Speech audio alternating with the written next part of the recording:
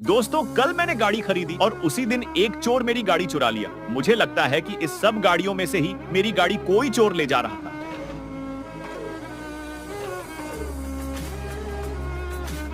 यही मेरी गाड़ी है, लेकिन इसे देखने से पहले बेटा, मुझे देखकर इग्नोर मत करना। इस बार जो भी एग्जाम में पास होना चाहता है, मैं पास कर दूंगी, मगर मेरा भी एक काम करना होगा।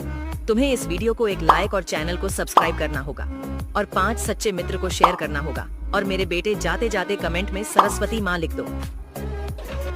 मेरी गाड़ी का तो फालूदा बना दिया।